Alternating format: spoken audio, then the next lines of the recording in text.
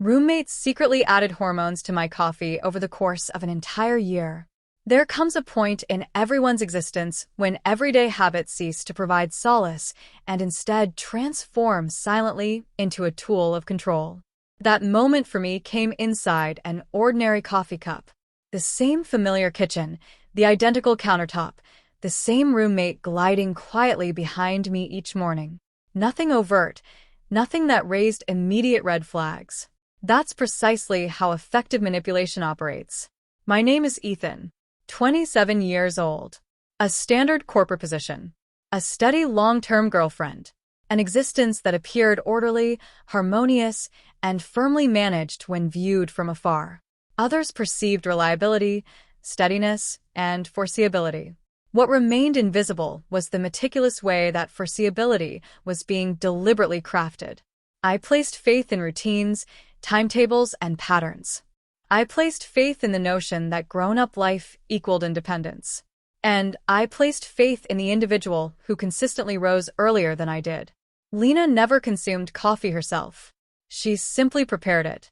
She would set the cup in front of me, push it gently in my direction, and observe. Not in an exaggerated manner, not with any sly grin, just sufficiently to register every detail. The manner in which my fingers encircled the handle. The way I breathed out right before the initial taste. She recalled details that most individuals overlook. When I began missing exercise sessions, she took note.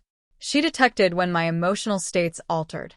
She detected when my physique started reacting in manners I failed to identify. She detected it all and kept completely silent.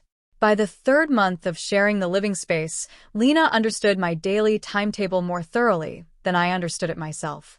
She knew exactly which mornings I rushed out late, which ones I took my time. She knew when Isabella spent the night because my manner of speaking grew lighter and more cautious. She observed when I switched from plain black coffee to adding milk, without any recollection of the reason. "You no longer require sugar," she mentioned once while passing me the cup. It was not posed as a query. It stood as a simple remark. I brushed it aside with a chuckle. Individuals utter odd comments constantly. That's the way you endure communal living. Disregard elements that seem out of place. At my workplace, I oversaw initiatives centered on accuracy, figures, outputs, timelines, everything quantified, monitored, and recorded. Mastery was not merely my occupation. It formed the core of who I was, which rendered the gradual alterations more difficult to acknowledge. Gatherings seemed noisier than previously.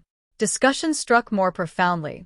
Specific remarks remained in my thoughts longer than appropriate. When a coworker made a light-hearted comment about my tone appearing gentler during a phone discussion, I grinned and proceeded. When my appearance in the mirror seemed strange beneath the workplace illumination, I attributed it to fatigue. Lena offered no remarks. She merely adapted. Isabella introduced a sharp contrast into my daily world. She did not slip gently into spaces. She occupied them fully. Assured stance, purposeful actions, eyes that confronted more than welcomed. She valued drive, directness, and power. The version of myself she had grown attached to aligned smoothly within that realm. At least for the most part. "You seem altered lately," she remarked one Friday evening while sitting with legs crossed on my mattress. Altered in what sense? Not negatively. Simply more reserved, more inwardly focused. She extended her hand toward my wrist while speaking. Grasped it for an extended period. Her contact registered differently now.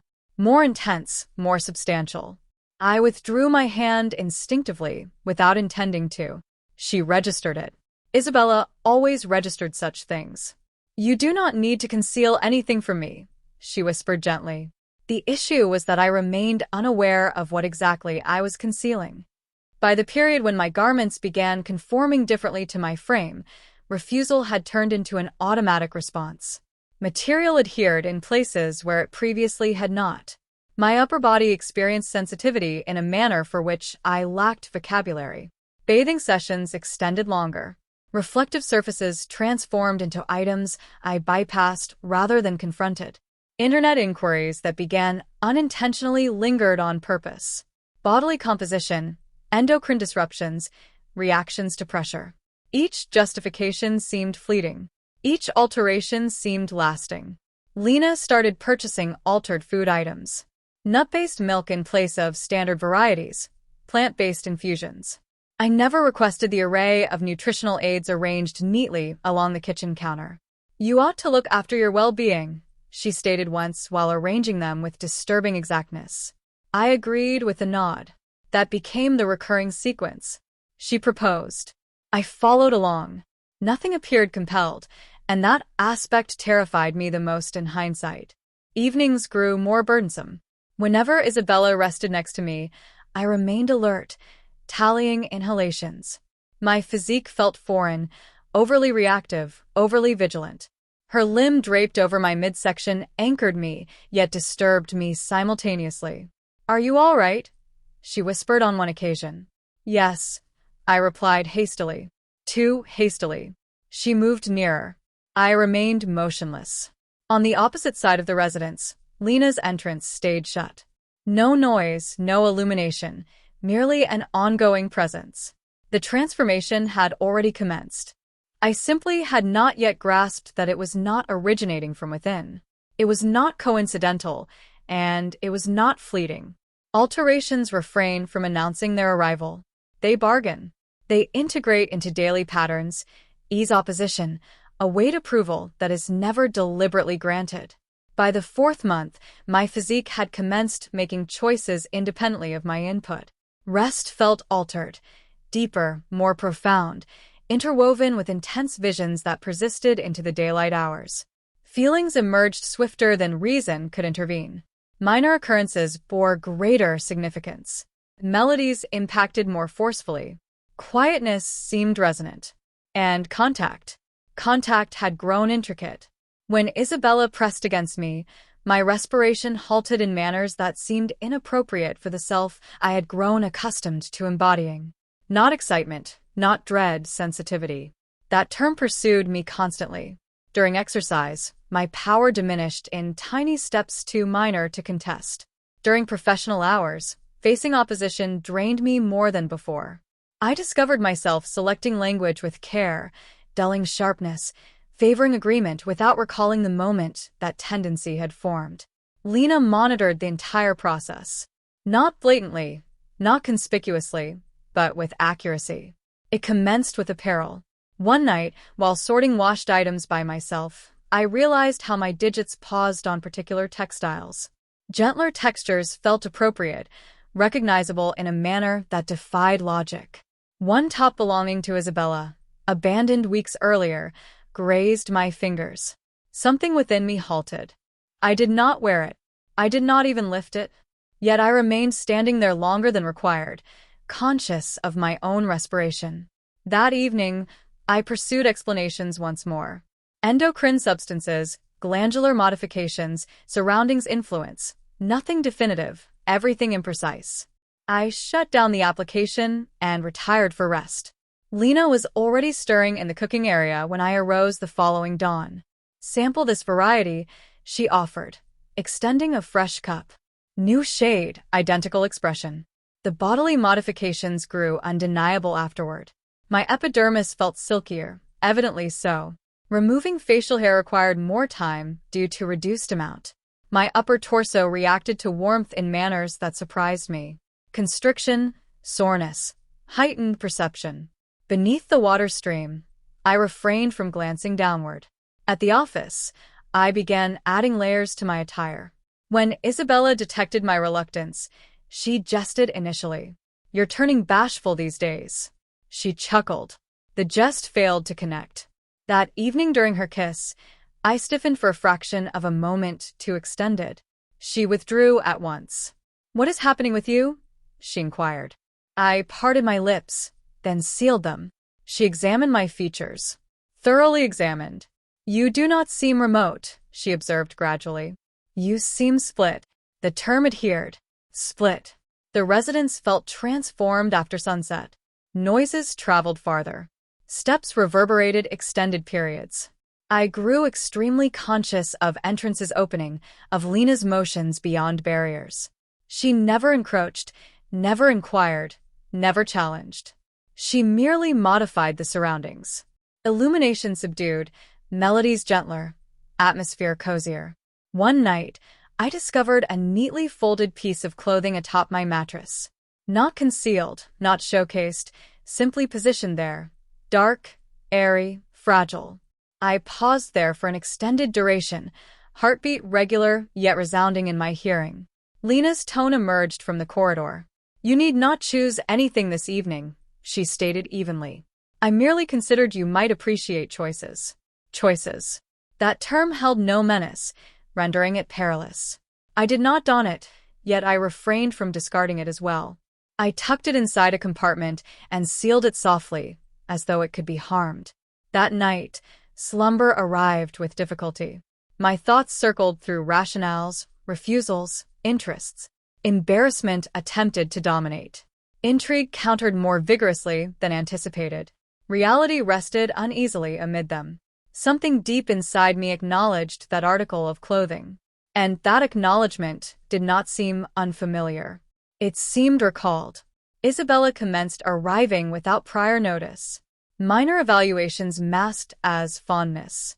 Premature calls, surprise overnights. Each tap on the entrance caused my torso to constrict. Each instant alone alongside Lena felt electrified. Not in a physical sense, not sentimentally, but tactically. Comparable to a strategy game in progress, where solely one participant comprehended the guidelines. "You have been flourishing," Lena remarked one morning while mixing the beverage. I chuckled somewhat too abruptly. "Do not compliment me excessively." She regarded me then. Truly regarded. I was not, she responded. By the occasion I understood this had transcended mere interest. By the occasion apprehension commenced preceding anticipation. The pattern was already firmly established, and the beverage continued to taste ordinary. The living quarters had never appeared more confined. Every noise bore an intensity that constricted my chest. The subtle clink of Lena's cup meeting the surface. The remote drone of vehicles. Isabella's automobile arriving sooner than expected, engine running outside. I halted midway through a stride, clutching a sleek dark gown within my grasp. My image in the passage reflector captured my attention. I scarcely identified myself.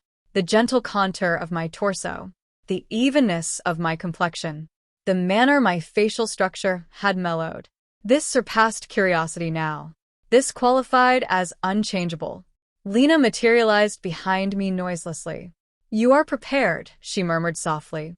"No," I breathed. She offered no dispute. She simply grinned, composed, exact, perceptive. That grin conveyed a caution I could not disregard. The entrance bell sounded. "Isabella." Dread pierced keenly. My thoughts accelerated. What options existed? Conceal? Feign normalcy? Switch attire in 10 seconds precisely? None seemed feasible. I lunged behind the drape, heart pounding fiercely, palms quivering against the delicate gown. Each instant stretched like forever, steps sounding across the flooring. Her chuckle, a relaxed, affectionate noise, resounded from the main entrance. "She's arrived ahead of schedule," I considered. "She cannot witness this." I crammed the gown beneath the mattress, almost losing hold of it. Lena stayed immobile, unflinching. Her serenity intensified my dread. A tap. "Ethan." Isabella's tone gentle yet attentive. "Yes." Arriving." My tone faltered. The handle rotated. I hurried toward the sofa, struggling with a pullover, attempting to erect a shield between her stare and the gradual modifications that now characterized me. Every action shouted, "Do not detect. Do not detect. Do not detect." Despite concealment, I sensed it. My physique no longer belonged to me. The hormones, the understated influence in my beverage. It had molded me progressively. My legs grazed fabric in altered ways. My torso reacted to motion. My mouth appeared plumper, more yielding. My speech, upon utterance, resonated lighter than appropriate. I attempted to clear my throat, mimicking the former version of myself, but Isabella inclined her head. "You sound altered," she noted casually. Not blaming, but perceptive. "Yes, merely weary," I mumbled. I sensed Lena positioned beyond the drape. Mute support or provocation? I could not discern. Perspiration formed on my forehead. My fingers quivered. I comprehended how greatly authority had transferred, not toward Isabella, not toward any other, but toward the procedure itself. The beverage, Lena's meticulousness, the 12-month understated orchestration had guided me to this juncture. I lacked mastery. I had never possessed mastery. And nevertheless, a portion of me yearned for this disclosure. The excitement, the openness, the perilous stimulation, it blazed more vividly than terror. I needed to maneuver between dual identities concurrently. The one Isabella recognized, and the one surfacing covertly. A reflective surface captured my image as I moved cautiously past the corridor to welcome Isabella. The gown concealed below, the pullover draped across me, the gentle contours, everything converged into one indisputable vision. Half of me desired to flee, tear the gown from existence, obliterate the evidence. The remaining half desired Lena to observe, desired Isabella to perceive, desired to discover the extent I could reach without shattering. Lena's tone sliced gently from the preparation area. You are prepared for this. Simply exist as yourself. Exist as me. I murmured to nobody except the image. The image offered no reply. It grinned. Isabella entered, smiling, oblivious to the turmoil that had already overtaken my existence. I stiffened. She stiffened. And Lena merely observed from the dim areas, her existence weightier than any utterances. The gown lingered beneath the mattress. The beverage had succeeded. And the hidden element no longer belonged solely to me. Something had transformed. Something unalterable. And in that instant, I understood nothing would ever seem secure again. The living quarters had expanded into an impossibly hushed state. Every noise, Isabella's steps in the common area, the faint buzz of the cooling unit, felt magnified. My pulse thundered loudly within my own hearing. I positioned myself in the passage, pullover gripped firmly around my form, half my frame still shaking from the rush. The gown under the mattress resembled a primed mystery, poised to revise everything I believed I comprehended about my identity. Isabella's chuckle drifted lightly from the seating. She possessed no knowledge. She could not perceive the gradual modifications, the delicacy in my palms, the contour developing where none existed earlier, the manner my image now embodied someone I hardly identified. And still I felt revealed, not because of her, not even because of the surroundings, but because of myself.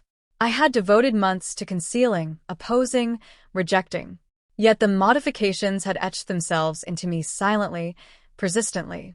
Every swallow of the beverage, every deliberate proposal from Lena, every instant of absent-minded self-examination had served as a building block in the fresh framework of my existence. Lena's tone drifted from the preparation area, steady as always. You have been cautious. But cautious differs from secure. I gulped forcefully, striving to stabilize my shaking hands. Every urge yelled that the instant of honesty had come. That somewhere amid interest, obedience, and influence, I had traversed a boundary. I could sense it in the gentle quiver of my legs, the manner my torso reacted to motion, the mellowing of my tone when I spoke, even in hushed sounds. Isabella adjusted, her head angling slightly as she examined me, unaware yet impossibly perceptive. I ought to probably, I began, but the words lodged in my throat. The cup on the surface captured my glance, the identical one I had relied upon every dawn for a full year. The beverage within appeared ordinary, smelled ordinary, but it had never been ordinary. Every portion had reshaped me gradually, daily. I desired to demolish it, shatter it, eliminate it from my world. But a minor, illogical segment of me wished to retain it, because retaining it signified accepting the individual I was evolving into, and Lena, quiet, exact, perceptive, was anticipating my decision. The entrance to the residence swung open, admitting a gentle breeze. Isabella entered, smiling, bearing the brightness, comfort, and inquisitiveness that had perpetually attracted me to her. Our gazes connected. I stiffened. She stiffened. And in that frozen moment, I grasped the reality. Nothing could revert to its previous state. Not my physique, not my concealed truth, not my mastery. The image in the passage reflector gazed back at me. Dual identities merged. The male I had been, and the female I was gradually transforming into. Lena's subdued presence beyond the drape rendered the atmosphere denser, filled with expectation. The beverage, the gown, the gentle alteration of my tone, the subtle contours, they had already revised the guidelines. I stayed immobile. Isabella smiled once more, pure, oblivious, but I detected it in her eyes. The instant of confrontation loomed nearer than I wished to confess. And then the display dims to darkness.